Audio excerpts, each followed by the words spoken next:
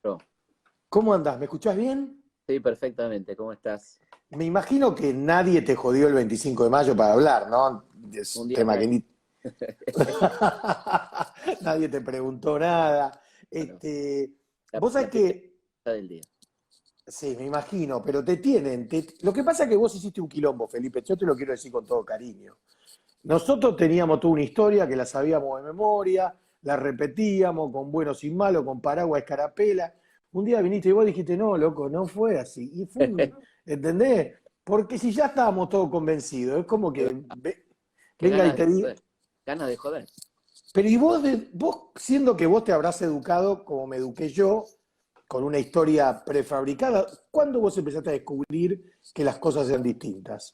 Justamente con una profesora que nos mentía tanto que me parecía que no podía ser. Entonces ahí empecé a desconfiar un poco, ¿no? Y ahí entonces empecé a ver que había otra historia, que había otras cosas, que era distinto. Y después tuve una muy grosa en quinto año que me cambió la cabeza también y como que fue la que me convenció de a dónde había que estudiar, todo eso, ¿no?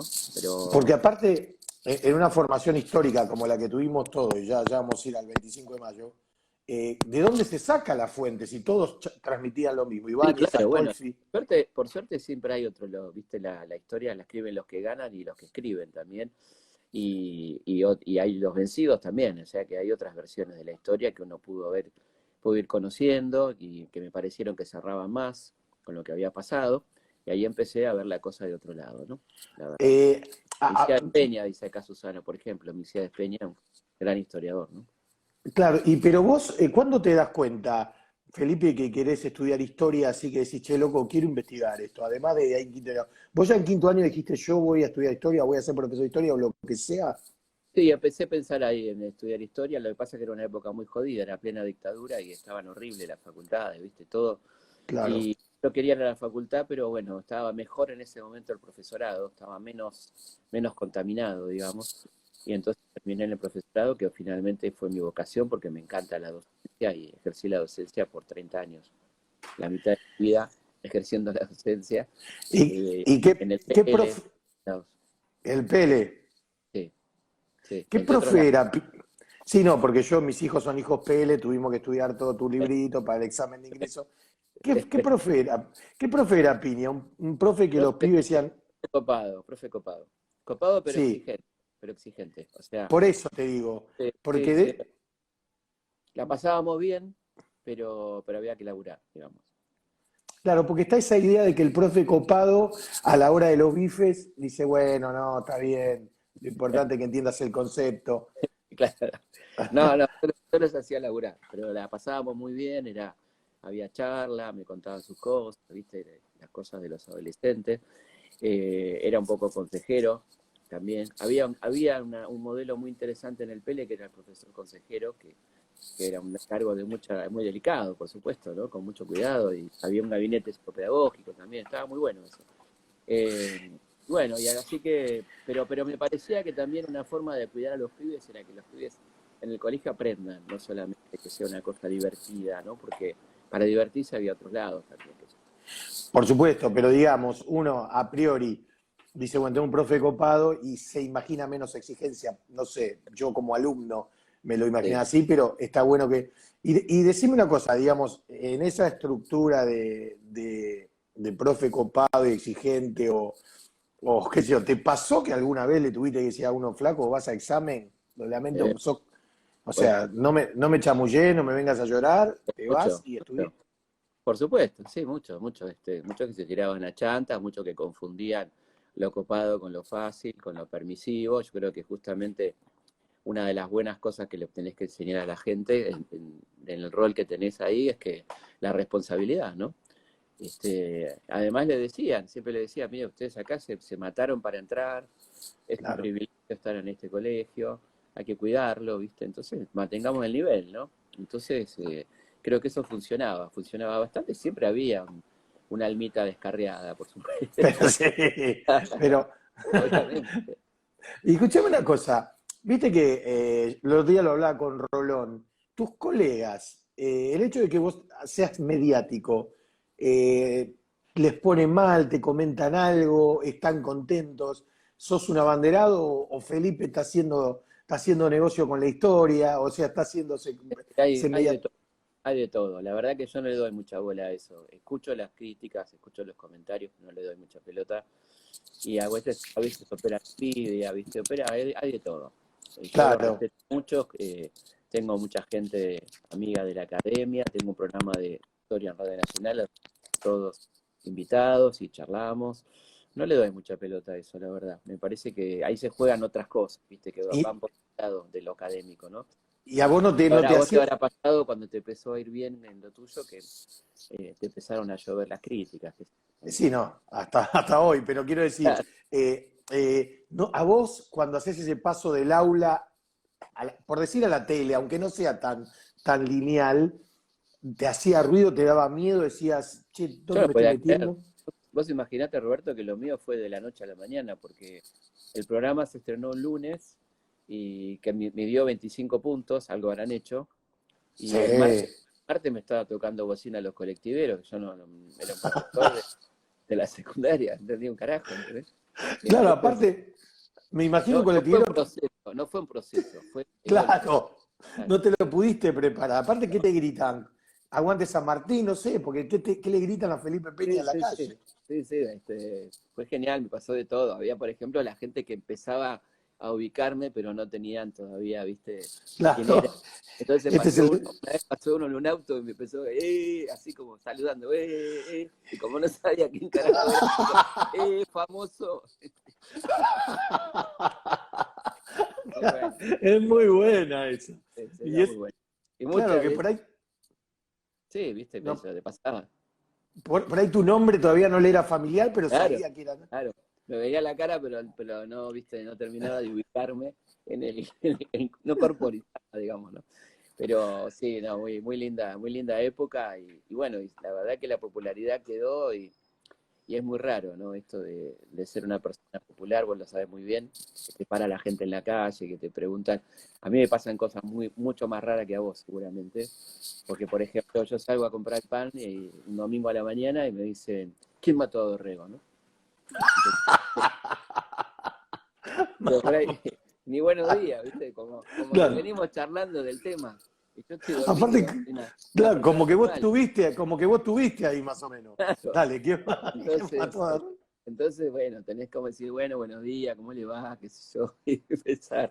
Es muy gracioso, muy linda onda la gente, qué sé yo. Ay, pero eso yo no lo tomo como una intromisión, sino como que te conocen y vienen conversando con vos. Parece como que es una conversación empezada, ¿viste? Es algo raro, ¿no? Porque ellos te vieron en la tele y ya ahí arrancó la conversación y sigue acá, o en la radio. Claro. Y Y además, bueno, como te debe pasar a vos, el tema de que vos sos humorista y tenés que estar siempre de buen humor y tenés que estar haciendo chiste todo el tiempo, y yo tengo que estar todo el tiempo haciendo historia, ¿no? pero Y no es, vas a, no es así. vas a comprar 200 de cocido y te dicen, Felipe, ¿quién trajo el cocido de Argentina? ¿Fueron los En tu caso, españoles? debe ser peor porque si no sabés la mala onda que es moldaje. Claro, Le haces un chiste todo el tiempo.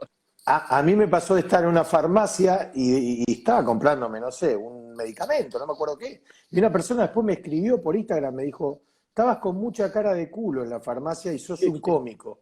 Digo, pero si me estaba comprando un antihemorroidal, digamos, ¿de qué me podía reír? Pero Claro, es como que te obliga un poco a eso. claro, claro. Es, Es así. pero igual es copado que de alguna manera la gente te reconoce y nos devolviste un gusto por la historia, que estaba medio trabado. Sí, sí, bueno, y me pasa ahora también con los chicos, porque tengo toda una colección para chicos y tengo un público infantil muy copado, muy lindo, que me trae dibujitos, que hablábamos, que voy a los colegios, y la verdad que es maravilloso ese otro público, ¿no? El público infantil que también me conoce y es muy loco eso, ¿no? Pero sí, la idea es que a mí me pasa, ¿no? Que no se pierdan la historia, porque la historia está buenísima, de aburrida no tiene nada, ¿no? O sea, al No, contrario, mirá, vos hablás a veces en tus shows de la Biblia y las cosas que es todo sexo, droga, rock and roll, ¿no? De aburrido no tiene nada. nada, nada. Y Nada. bueno, hoy que estamos en el 25, ¿no? Que es la clave de, todos vimos los paraguas, todos vimos la historia esta, la escarapela, bueno, yo como estoy en el rubro textil, claro. Siempre pensé que French y Beruti con esta venta de la escarapela hicieron una moneda. Claro, por eso no están en el 11 como todos viste, las calles sino que están en Palermo porque la juntaron.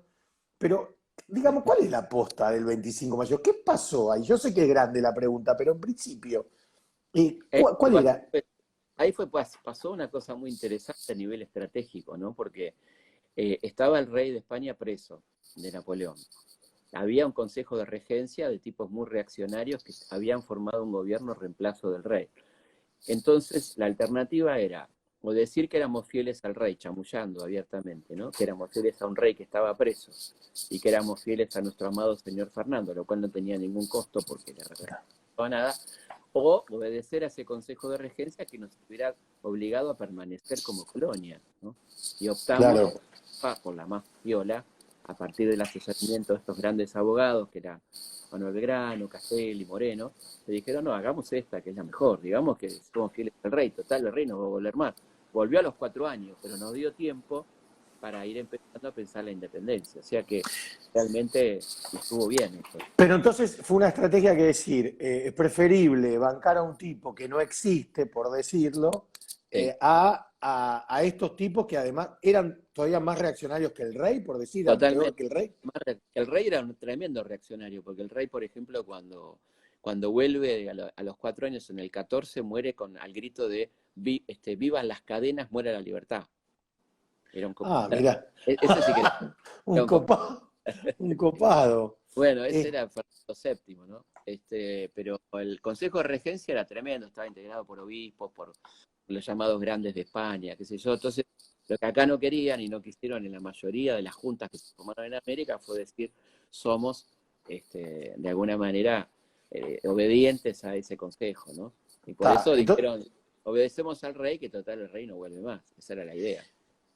Y ahí van a encararlo, digamos, el grupo al virrey. ¿Cómo hacen para llevar adelante esto? Lo van a encarar mal, digamos, porque como el virrey no quería convocar al cabildo abierto, lo van los jefes de milicias. Estas milicias se habían formado durante las invasiones inglesas, que eran grupos populares armados por regiones, por procedencia.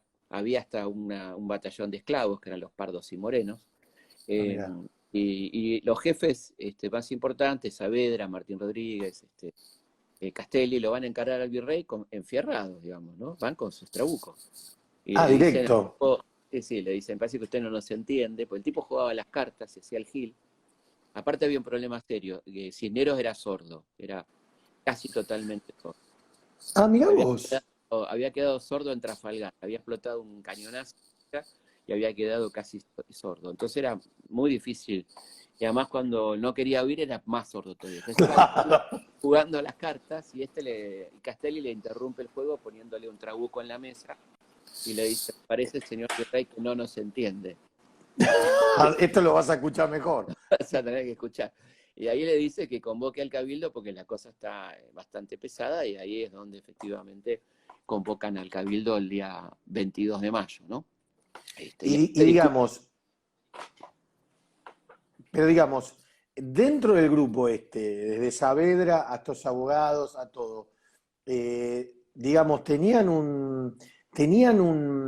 algo en común o era como, ¿cómo decírtelo? Entre ellos, es como ahora en la pandemia. Están sentados juntos, pero por ahí cuando termine la pandemia se van a matar entre ellos. ¿Entendés lo que te digo? Y sí, había un poco de eso, porque había como una unidad de tener claro que no queríamos más el régimen español, por diferentes motivos. Uno, porque querían la libertad de comercio, que querían vender sus productos afuera sin que nadie intermediara, porque España era una gran intermediaria, no producía nada, no tenía industria España, y todo lo que comprábamos era Inglaterra a través de España, que era carísimo. Entonces querían la libertad de comercio, nada más.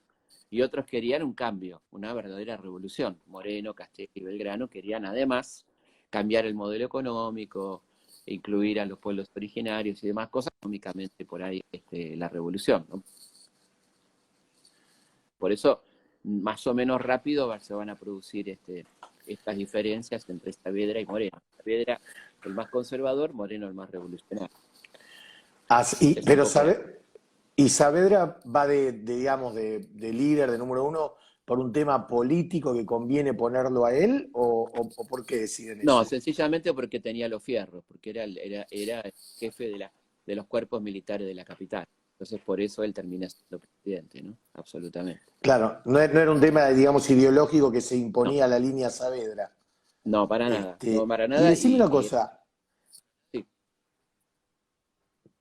No, terminá el No, no, no. concepto. Era un tipo de un nivel intelectual bastante bajo comparándolo con estos tres que eran tipos con mucho estudio. Belgrano, medalla de oro en Salamanca. Castelli, un tipo muy estudiado, muy formado. Moreno también.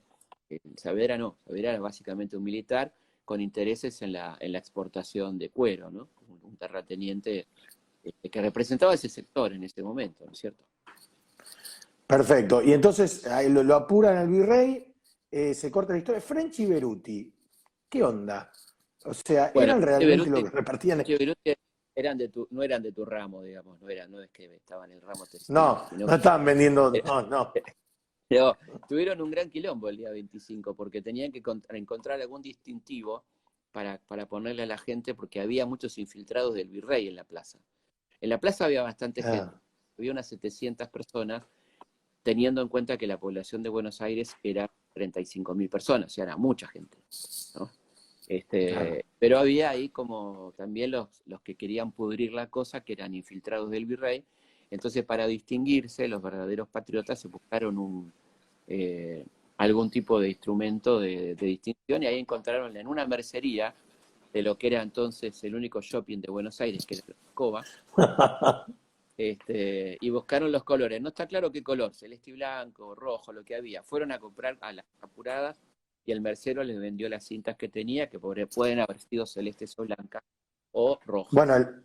el mercero sí, es de mi Pero, rubro y segura pero está.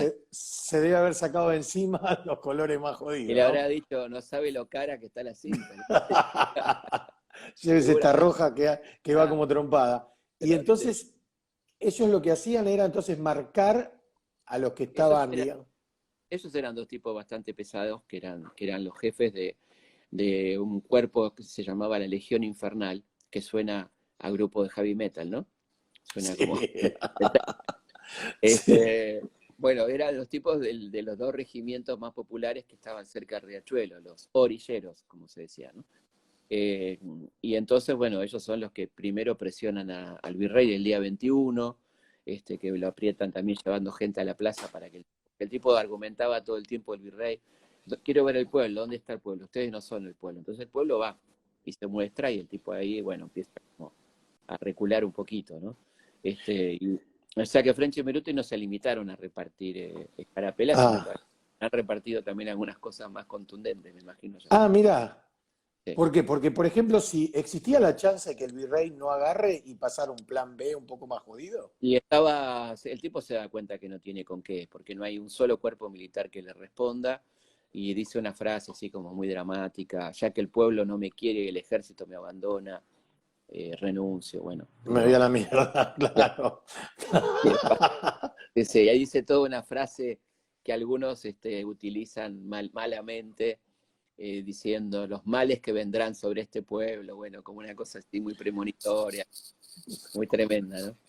Pero Claro. bueno, pero a la vez el tipo era un bravo, y empieza una conspiración contra la revolución. El mismo día 25 arranca una conspiración con Liniers en Córdoba, con la gente del Alto Perú, que está en manos Ahora, españolas, qué Montevideo. onda? Liniers es un tipo que se da vuelta. ¿Cuál es el tema de Liniers se da Liniers? vuelta, Liniers se da vuelta. Porque E cuando incluso, estudiábamos, cuando estudiábamos historia, viste que a Liniers lo tenés ahí arriba, en 1806, en después, 1810 ya lo querés. ya te explican después por ¿Qué qué. pasó? Claro, porque esas cosas esquizofrénicas de nuestra historia, que dice Liniers es un genio, el héroe de la reconquista, pero hay que fusilarlo. Entonces, ¿por qué? Claro, pero ¿qué pasó? ¿Qué pasó de Boca arriba? ¿Qué le pasó? Bueno, el tipo en realidad no era muy trigo limpio, que digamos, ¿no? Tuvo un rol Ah, importante en las invasiones, pero fue un virrey muy corrupto. El inventor de los ñoquis en nuestra historia, el tipo le creó puestos a todos los miembros de su familia sin que vayan a trabajar. Inventó algo muy interesante, que es el fondo patriótico. El fondo ¿cómo patriótico es? de Galtieri, te acordás perfectamente. Sí, sí, sí, pues. Bueno, una gran estafa. Este inventó el Fondo Patriótico antes de Galtieri, diciendo que había que juntar plata para mandar a España para resistir a Napoleón, junto a un montón de guita, y al poco tiempo están los documentos donde el Cabildo le reclama la guita, y el tipo Claro, se la guardó él, no mandó un mango a España, ¿entendés? Un poco con lo que hicieron los milicos durante Malvinas, ¿no? claro. Efectivamente, acá dicen que hablemos del amante, la amante era la Perichona, que era efectivamente una mujer muy linda, Madame Perichon, que había nacido en la isla de Mauricio, un dominio francés, y era una tipa muy seductora, que también era muy influyente en Liniers y se dedicaba al contrabando, ¿no? Lo que él no Ah, podía directamente, lo hacía Madame. Que o era sea nada que más, era un... fíjate qué interesante la vuelta de la vida, era la abuela de Camila, ¿no? Va a ser la abuela de Camila más tarde, ¿no? Camila O'Gorman, la chica que Sí, por termina supuesto. exactamente. Esta mujer, la amante de Liniers. Perichón, Madame Perichón, la amante de Liniers, que estaba muy en la película. Camila se ve que la mina estaba muy chapita ya cuando estaba mayor y creía ver a Liniers, el fantasma de Liniers por ahí, ¿no? Después, cuando viene la revolución, los revolucionarios confían en Liniers y le cuentan sus planes y todo esto, y resulta que el tipo se convirtió en un traidor, defiende a España, ¿no? Increíblemente, porque él era teóricamente un pro-Napoleón. Sorprende a todos y es el cabecilla de la contrarrevolución en Córdoba, y por eso lo van a fusilar. Qué loco, pero qué fuerte también terminar fusilando a un tipo que teóricamente había sido bueno, que te salvó de los ingleses en aquel momento, por lo menos Bueno, esa es la historia. de hecho, varias de las personas que lo tienen que fusilar se niegan a fusilarlo, ¿no? Por ejemplo, French, el mismo Frente de las Cintitas que va a la expedición al Alto Perú, que es la expedición que tiene que reprimir esta sublevación, dice que no puede matarlo, porque había sido su compañero durante las invasiones, ¿no?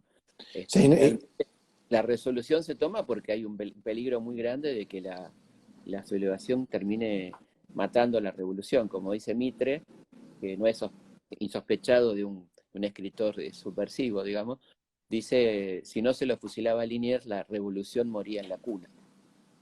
Y era claro, cierto, era como que había que también marcar de alguna manera la cancha. la cancha. Te hago una pregunta, o tengo un par.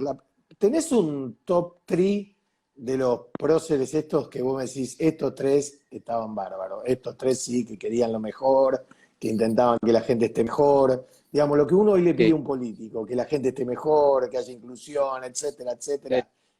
¿Cuáles serían? Tres, cuatro que Creo que iríamos a cenar y... hoy la pasaríamos genial. Sí. Podemos ir después del teatro de Mar del Plata, ir a comer con Dale, estos. dale, dale. ¿Con quién armarías la cena? Y ahí vendría Belgrano, seguro, vendría San Martín, que aparte era un gran conversador, un tipo muy culto, un tipo muy lector, Ah, un tipo mira. de múltiples intereses, digamos, le gustaba tocar la guitarra, un gran beethoveniano, un tipo que ¿Sí? te cuenta, en alguna de sus cartas cuenta anécdotas de Beethoven, cuenta una anécdota de Beethoven que es hermosa, aparte contada por San Martín, es Tan maravilloso. matán.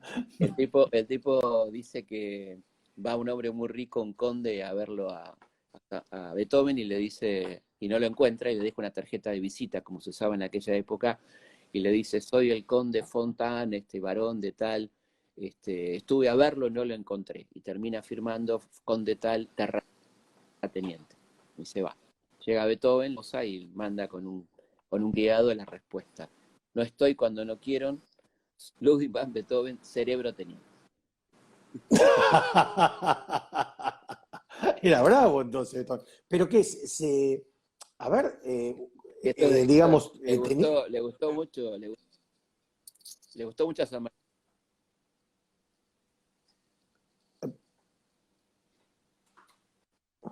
Leía música. Entonces, una de las cosas que se dice, como muy probable, al cruce algunas partituras de Beethoven, ¿no? Que era su contemporáneo, y era como el Spotify de la época, ¿no? ¿Cómo escuchabas música en ese momento, por ejemplo, claro. ¿no? Esperá que ahí se cortó un poquito. A ver si Un poquito. recuperamos. A ver, espera. Pues está girando ahí la señal. Justo estamos en la mezcla de San Martín. Ahí volvió. ¿Estás? Estamos ahí viendo. Yo no. No Bueno, y te, decía, a ver, podemos invitarlo también ahí, a ahí. tipo muy, muy interesante, ¿no? Y vos decís que, yo te escucho ahora, ¿vos me escuchás a mí? Qué lástima, se está cortando ahora. A ver ahora,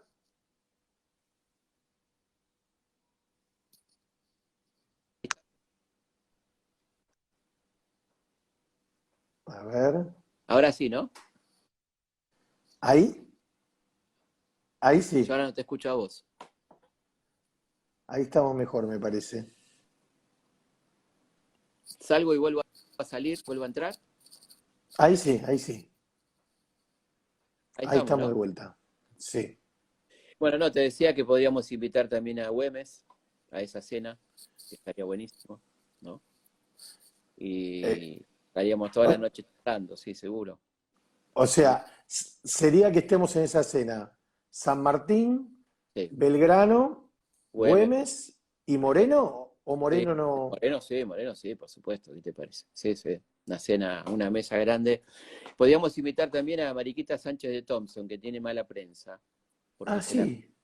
sí, se la conoce solamente por haber cantado el himno, que ni siquiera sabemos si realmente lo cantó, pero lo que hizo muy copado antes de eso fue casarse con quien ella quería, ¿no? Que para una mujer de la época los padres elegían con quién casarse, con quién se tenía que casar las chicas. Ella litiga y logra que finalmente le aprueban su matrimonio con el señor Thompson, que era además su primo, Jacobo Thompson, y bueno, y termina siendo Mariquita Sánchez de Thompson. Y va a ser una mujer muy inteligente, este, dentro del contexto de la época donde las mujeres estaban completamente marginadas de la política, no porque quisieran, sino porque no las desfiló, no pudieron participar las mujeres. Tengo que hacerte una pregunta clave y tengo miedo que se corte, por eso te la quiero hacer ya. ¿Qué onda los moilles? ¿Existíamos? ¿Estábamos en algún lado? ¿No vendíamos ni las cintas? O Dale. sea, ¿no, no había nada? Justo no te escucho, Todavía, ¿puedes creer? todavía, Ah, todavía muy poco. No, mira, había a ver, habido espera, una. espera. Ahí, ahora Ahí sí. sí, ¿Se sí. escucha? Sí, ahora se escucha. Sí. Ahí sí. No, Bueno, había ahora no habido de... una cantidad muy importante de judíos portugueses, ¿no? A ver. A ver, espera, espera. Me piden que saque los comentarios, pero Ya. no sé ni cómo hacerlo eso. ¿Querés que, Este, que nos conectemos a de ver, vuelta. ¿querés que vuelva a entrar? Dale. Sí, sí, dale. Bueno, se corta, vamos a intentar de vuelta con Felipe porque me parece que estamos en el mejor momento, por lo menos para mí, me resulta muy interesante. Sí, ya sé, todos me están escribiendo, ahí está Felipe Piña, a ver si lo subo de vuelta con Felipe Piña, agregar, a ver si lo volvemos a subir y se escucha mejor. A ver. No sé cómo sacar los comentarios, les digo la verdad. A Ah, ver ahora. ahí está. Creo que hay tres puntitos ahí donde están para sacar comentarios. Tenés tres puntitos. Sí, ahí, ¿Puede a ser? ver. Ahí, desactivar, desactivar comentario. Listo, ya lo saqué. Ahí Muy bien. vamos mejor. Eh, sí, yo creo que sí. No, te decía que hubo muchos judíos que llegaron durante la colonia, que eran judíos portugueses, llamados Marrano, claro. marranos, y que eran conversos. Después empezaron a expulsarlos porque también llegó la Inquisición al Río de la Plata, quedaron pocos, y después no había muchos durante la colonia, no había una colonia judía importante, y sí la va a haber a partir de la inmigración, ¿no? Ya Claro. con la promoción de Urquiza, con las primeras colonias en Entre Ríos y todo eso, donde sí hay una inmigración judía, esencialmente campesina. Y digo esto porque hay una cuestión del antisemitismo muy interesante, de un libro que se llama La Bolsa, de Julián Martel, que es un tipo que escribe con seudónimo, llamado Miró, y cuando se produce la gran crisis del 90, le echa la culpa a los judíos, a los banqueros judíos, a a los judíos prestamistas, cosa que no existía en la Buenos Aires del 90. Claro. La comunidad judía no se dedicaba a eso en ese momento, y el tipo quiere buscar una excusa para exculpar a los verdaderos responsables, que eran niños bien y otra gente de ese momento, ¿no? Pero es interesante decir que hasta bastante entrado el siglo XX, principio, se dedica a las tareas agrícolas. Sí, sí, Rivera, conocemos claro, los sí, gauchos judíos. claro, mi familia, la paterna, llegó a Rivera, Colonia Lápina, esa zona. Este, y bueno, ya me armaste la cena, me armaste el top five. Decime una cosa, ¿por qué pasó que nosotros estudiamos historia y Claro. tipos como Moreno o como Belgrano? Belgrano es solo conocido porque hizo la bandera, Moreno prácticamente, recién ahora a partir tuyo y de otra gente empiezan a ser como más, digamos, trascendentes en la historia argentina. Bueno, San Martín, sin duda, pero por qué se escondía este tipo? ¿Qué es lo que está escondido atrás de eso?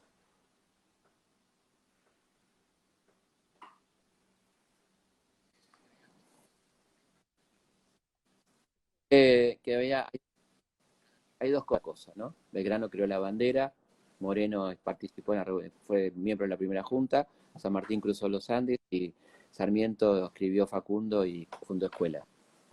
Esto tenía que ver con que la gente, otra vez, ¿vos me escuchás? Yo te escucho, la imagen está congelada, pero te escucho.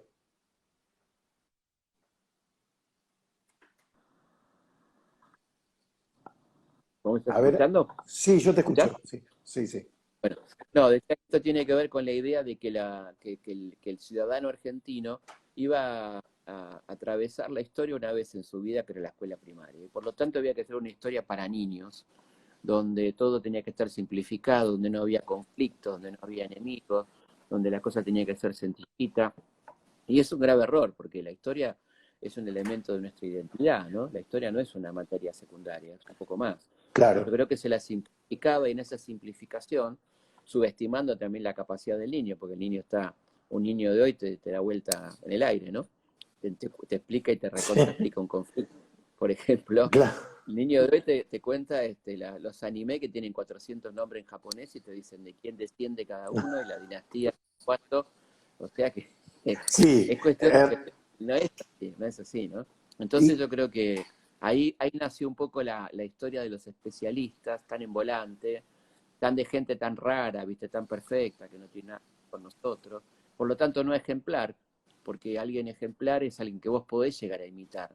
claro, Un perfecto vos desistís, es decir, nunca voy a ser así. claro, Entonces no cumple la función de ejemplaridad, ¿viste? Me parece que cuando vos empezás a hablar como nosotros, de que a San Martín le gustaba leer, tocaba la guitarra, tenía temores como cualquiera de nosotros, ¿no? Una famosa carta donde él dice, antes del cruce de los Andes, lo que no me deja dormir son esos montes. Lógico, tendría que estar loco para que te preocupe cruzar la segunda cordillera del mundo con 5.000 tipos, o sea, tenés que estar muy loco para decir, no, claro. no pasa nada, mañana vamos de excursión, vamos de picnic, ¿viste? No pasa Sí, nada. me traje acá Yo creo que...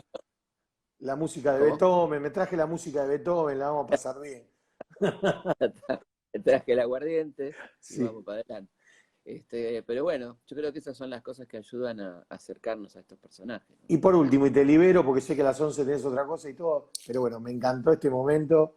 Eh, Hubo pandemias también históricamente, ¿no? Eh, ¿Cómo eh, se manejaron? Hoy que hay tanta discusión, que para mí no hay discusión, pero bueno, por lo menos la no, quieren no, para mí instalar. tampoco.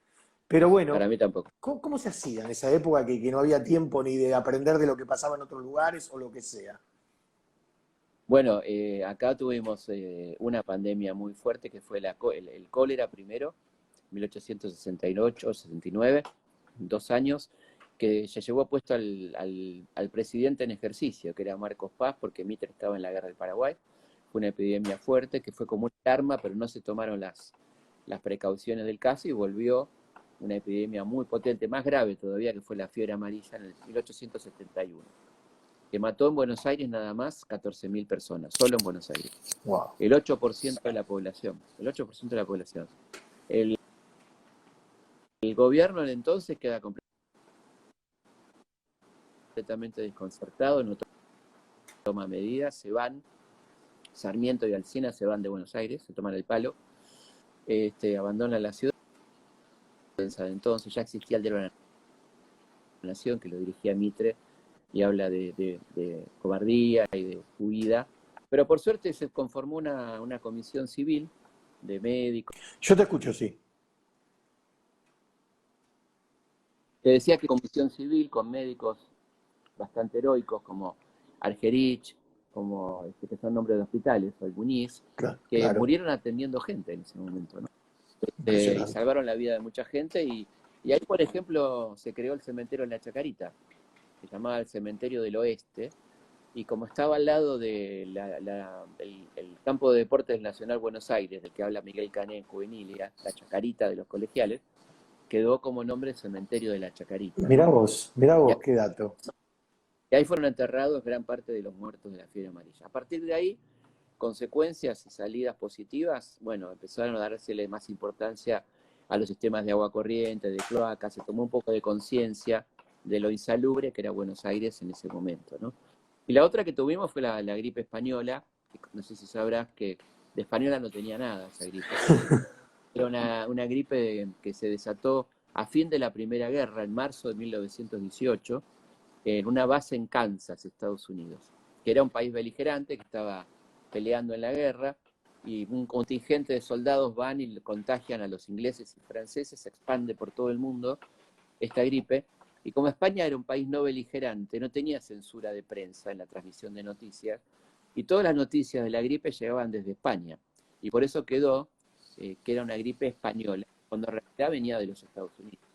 Y bueno, llegó acá, en el mundo mató 50 millones de personas, tremendo, porque agarró a los sistemas sanitarios muy desvalidos y totalmente colapsados por los heridos de guerra, ¿no?